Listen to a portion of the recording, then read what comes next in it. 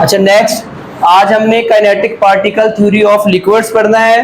पिछले लेक्चर में हमने kinetic particle theory of gases के बारे में पढ़ा था, जिसमें हमने ये पढ़ा था कि गैसेस के पार्टिकल्स की जो काइनेटिक एनर्जी है वो ज़्यादा होती है। क्यों? क्योंकि वो रेंडमली क्या करते हैं, मूव करते हैं, और जब वो मूव करते हैं तो कंटेनर की दीवारों के साथ जब टकराते थे तो फिर वो क्या एग्जर्ट करते थे, प्रेशर एग्जर्ट करते थे।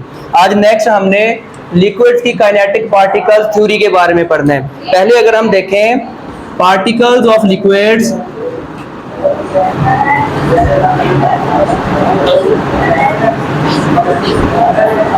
Present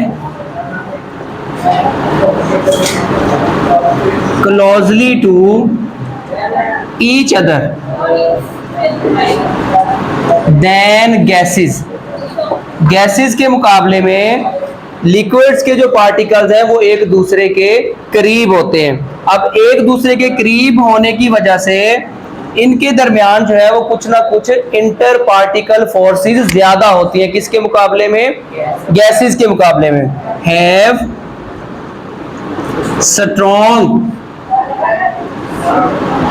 inter particle forces in liquids. Liquids के अंदर जो इंटर पार्टिकल फोर्सेस हैं वो बहुत ज्यादा मजबूत होती हैं। किसके मुकाबले में? गैसेस के मुकाबले में। इसी वजह से जो लिक्विड्स हैं have fix position, have fix volume but not fix position. क्योंकि इंटर पार्टिकल फोर्सेस इतनी भी ज्यादा मजबूत नहीं होती कि पार्टिकल्स हैं वो एक जगह से दूसरी जगह मूव ही ना कर सकें।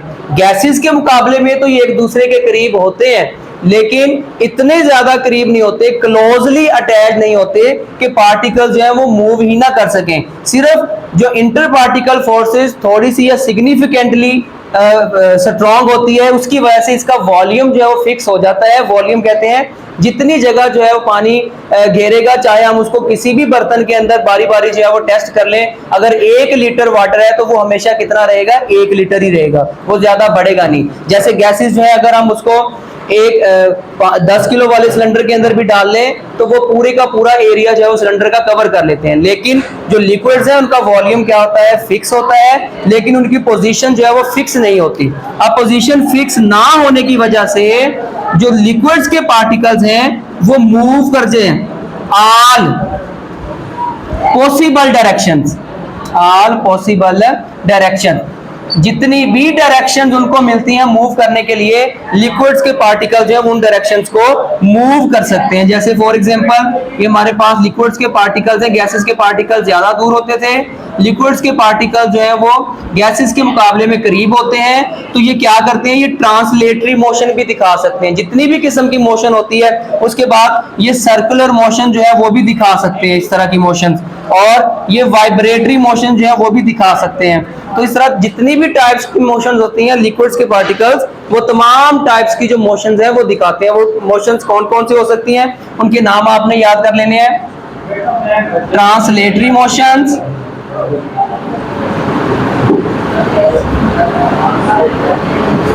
दूसरे नंबर पे हमारे पास आ जाएगा सर्कुलर मोशन, और तीसरे नंबर पे हमारे पास आ जाएगा वाइब्रेशनल मोशन। लिक्विड्स के पार्टिकल्स के दरमियान इतनी ज्यादा मजबूत इंटर पार्टिकल फोर्सेस होती हैं कि उनका वॉल्यूम तो फिक्स हो सकता है, लेकिन जो मूव करते हैं वो रेंडमली मूव कर सकते हैं। जितनी भी पॉसिबल मोशंस हैं, ट्रांसलेटरी मोशंस की डिफाइन आपने याद कर लेनी है कि जब एक ऑब्जेक्ट जो है वो बिल्कुल स्ट्रेट मूव करे, बिल्कुल सीधा मूव करे, और उसका हर पॉइंट जो है वो सेम फासला जो है वो कवर करे सेम टाइम के अंदर, उसे हम क्या कहेंगे? ट्रांसलेटरी मोशंस कहते हैं। उसके बाद सर्कुलर मोशन जो है वो आपने फिजिक्स के अंदर पढ़ा होगा कि अगर कोई ऑब्जेक्ट जो है वो मूव करे किसी एक्सिस के अराउंड, उसे हम क्या कहते हैं? सर्कुलर मोशन कहते हैं। वाइब्रेशनल मोशन हम किसे कहते हैं? कि जब कोई ऑब्जेक्ट अपनी मेन पोजीशन के टू एंड फ्रो, आगे एंड पीछे मूव करे, उसे हम क्या कहते हैं? वाइब्रेशनल मोशन कहते हैं। अब नेक्स्ट हमने पढ़ना है kinetic particle theory of solids.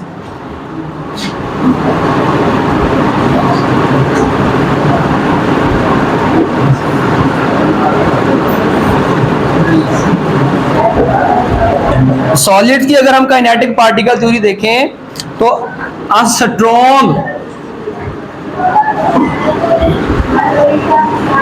Inter particle forces present between the solid particles.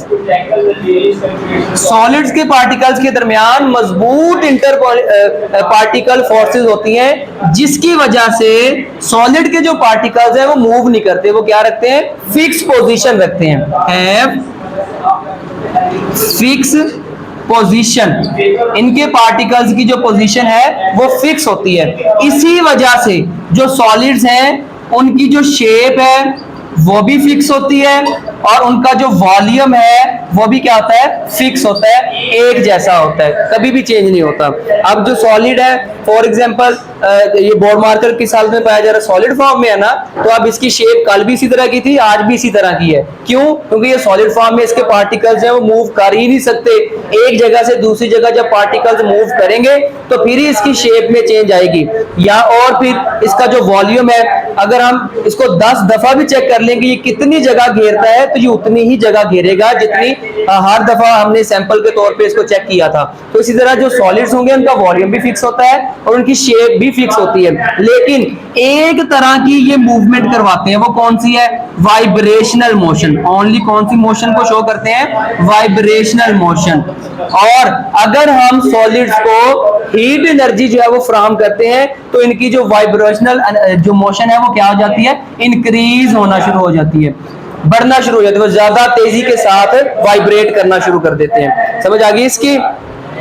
Liquid जो है उनके दरमियान इंटर पार्टिकल फोर्सेस मजबूत तो होती हैं लेकिन गैसेस के मुकाबले में ज्यादा, सॉलिड्स के मुकाबले में कम। अब उस इंटर पार्टिकल फोर्स की वजह से जो लिक्विड्स के पार्टिकल्स हैं उनका वॉल्यूम तो फिक्स हो गया, उनका वॉल्यूम तो सेम रहेगा, लेकिन उनकी जो शेप है वो फिक्स नहीं है, क्योंकि उनके पार्टिकल्स जो है वो मूवमेंट करते रहते हैं। तीनों तरह की मूवमेंट दिखाएंगे, ट्रांसलेटरी मोशन भी, वाइब्रेशनल मोशन भी और सर्कुलर मोशन भी। जबकि जो सॉलिड्स हैं उनके दरमियान बहुत ज्यादा मजबूत इंटर पार्टिकल फोर्स जो है वो पाई जाती है। एक पार्टिकल मजबूती के साथ दूसरे पार्टिकल्स के साथ अटैच हुआ होता है, जिसकी वजह से इनके दरमियान स्ट्रॉन्ग इंटर पार्टिकल फोर्स होती है और ये पार्टिकल्स जो है वो अपनी पोजीशन को फिक्स रखते हैं। सिर्फ एक तरह की मोशन दिखाते हैं जिन्हें हम वाइब्रेशनल मोशन कहते हैं, और इस वाइब्रेशनल मोशन को इंक्रीज किया जा सकता है हीट को ट्रांसफर करके। अब नेक्स्ट हमारे पास एक डिफाइन है, वो है इंटरनल एनर्जी। इंटरनल एनर्जी की डिफाइन आपने याद कर लेनी है, टोटल एनर्जी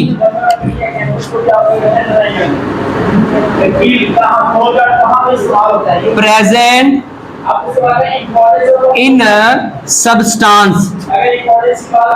किसी भी सब्सटेंस के अंदर जो टोटल एनर्जी मौजूद होती है उसे हम इंटरनल एनर्जी कहते हैं। अब टोटल एनर्जी कौन कौन सी हो सकती है, दो तरह की एनर्जी होती है, कौन सी, kinetic energy and plus potential energy.